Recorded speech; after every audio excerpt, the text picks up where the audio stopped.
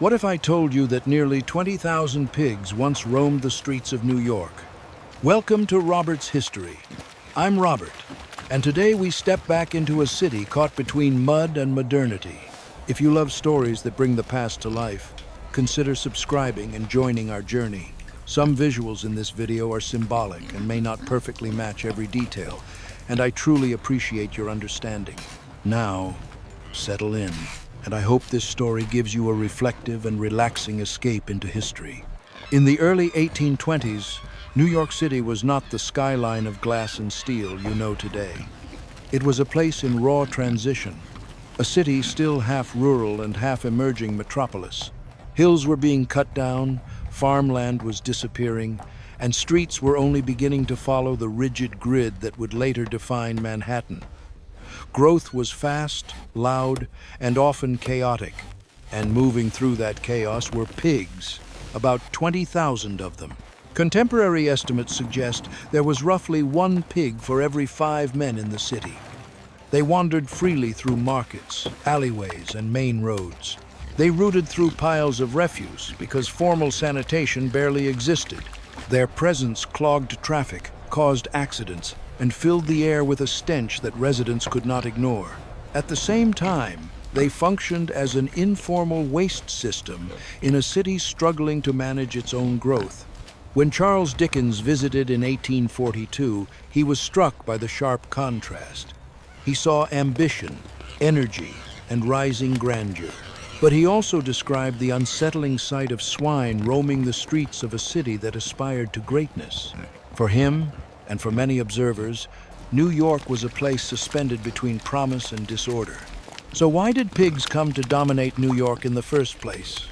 The answer begins with explosive growth. After the expansion of the city's port in 1825, New York rapidly strengthened its position as a commercial gateway. Trade increased, ships arrived in greater numbers, and migrants from across the United States and Europe poured into the city looking for work. The population rose quickly, and with it came an urgent demand for affordable food. Pork became one of the most important staples for working families because it was filling, widely available, and could be preserved. At the same time, the city lacked a modern sanitation system. Streets collected organic waste from households, markets, and livestock. In that environment, pigs were uniquely suited to survive. Unlike cattle or sheep, they did not require pasture land, which was disappearing as development expanded northward. Pigs could live directly in the streets, feeding on discarded food and refuse that no formal system removed.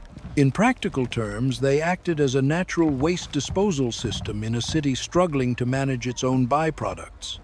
For many residents, especially those with limited means, keeping pigs cost almost nothing. The animals fed themselves and converted waste into meat. In a fast-growing urban center without infrastructure, that efficiency mattered. To understand why pigs were called the poor man's bank, you have to step into the reality of working-class life in early 19th century New York. There were no safety nets, no reliable credit systems for laborers, and no financial institutions designed to protect people living day to day. For many families, a pig was not simply livestock. It was security. A pig could be sold, traded, or butchered when money was tight. Pork was one of the most valuable and widely consumed foods in the city, so it functioned almost like currency. If a family needed goods or services, a pig or cuts of pork could be exchanged. That made the animal a tangible asset in a world where formal banking was out of reach. The cost of maintaining that asset was remarkably low. Because pigs fed themselves on organic waste found in the streets, owners did not need pasture or expensive feed. In practical terms, the city itself provided the resources. When processed into salted pork or bacon, the meat could be preserved for long periods. That meant families could store food against uncertainty, much like savings set aside for difficult times. For the poorest residents, especially immigrants and free black New Yorkers with limited political protection, a pig often represented the most significant piece of private property they owned. It allowed a degree of independence from the wage economy. In that sense, the animals supported a form of urban self-sufficiency that many relied on to survive. What followed was not simply a debate about cleanliness. It became a class conflict that historians often describe as the pig war. On one side stood property owners, real estate investors, and civic reformers who wanted a city that looked orderly and modern. Clean streets meant higher land values. Planned neighborhoods meant stronger commercial growth. Parts of Manhattan were being prepared for parade grounds, military use, and more prestigious development. For the rising middle and upper classes, roaming pigs symbolized disorder and threatened economic ambition. On the other side were working families who depended on those animals. When officials attempted to seize pigs, residents did not see sanitation reform. They saw the removal of their most valuable asset. To them, confiscation meant hunger, lost income, and the erosion of basic property rights. The tension was deeply personal. Enforcement efforts in the 1820s often led to confrontation. When pig-catching crews entered poorer neighborhoods, they were sometimes met with organized resistance. Contemporary accounts describe crowds blocking officials and throwing vegetables and other objects to drive them away. These clashes were not isolated incidents, but part of a recurring struggle that revealed how divided the city had become. For decades, authorities struggled to impose consistent control. In 1845, New York established a more professional sanitation force in an attempt to assert order.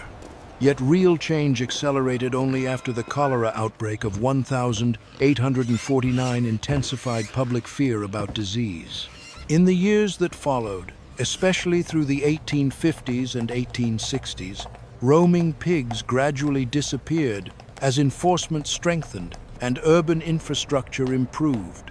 The conflict had reshaped the city's priorities. For free African Americans in New York, the struggle over pigs carried even deeper consequences. In 1821, the state revised its constitution and effectively stripped most black men of the right to vote by imposing property requirements that did not apply equally to white citizens.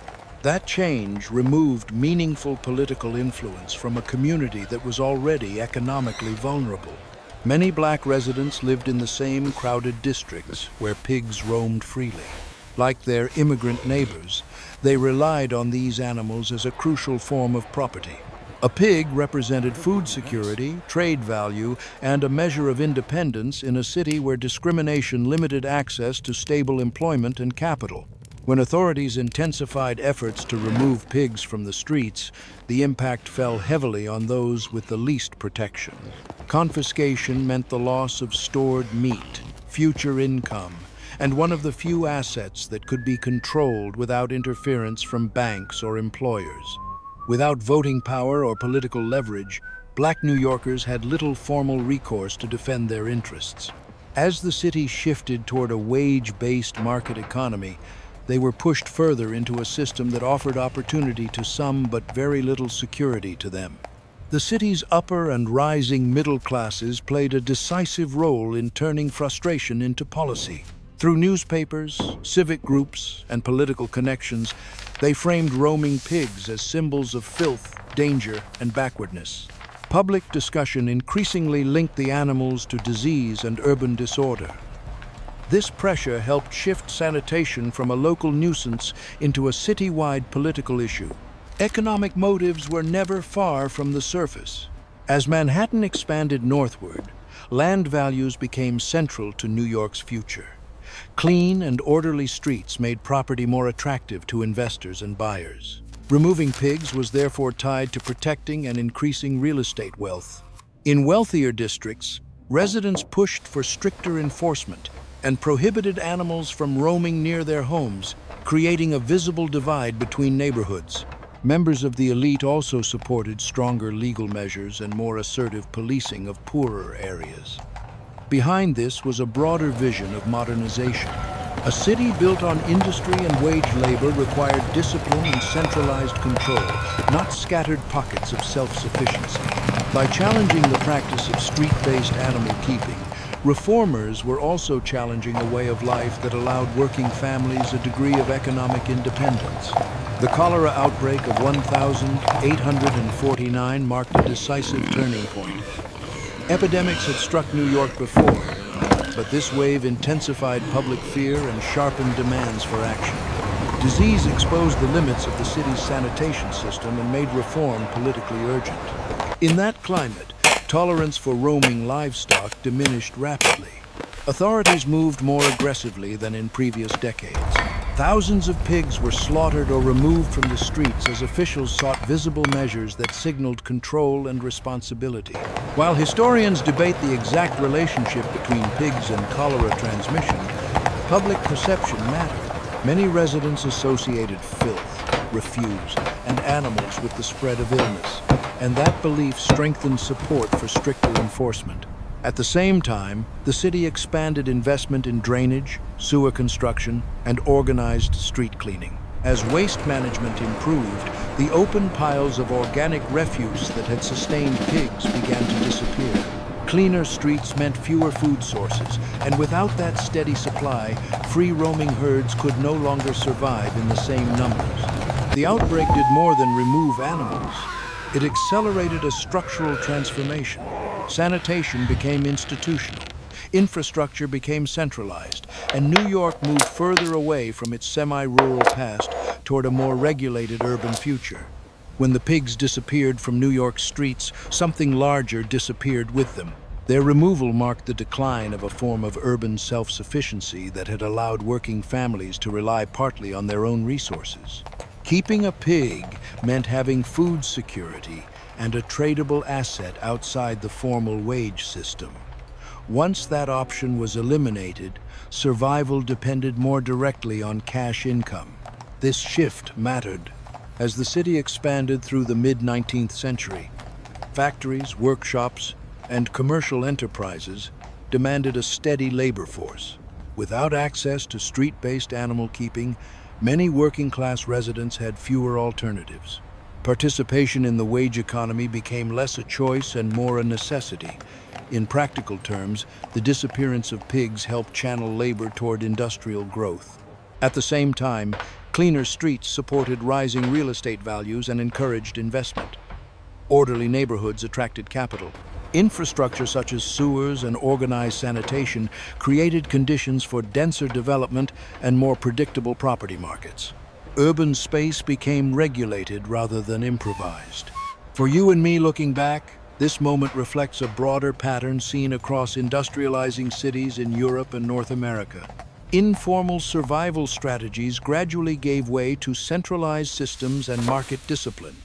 New York did not modernize overnight, but the end of roaming pigs symbolized a turning point.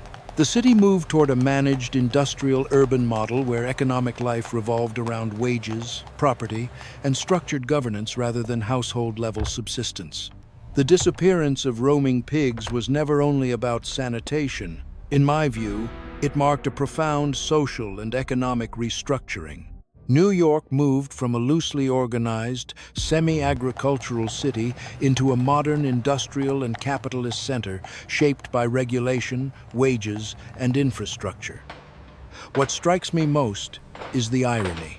The very animals the city tried to remove helped force it to modernize. I would love to hear your thoughts.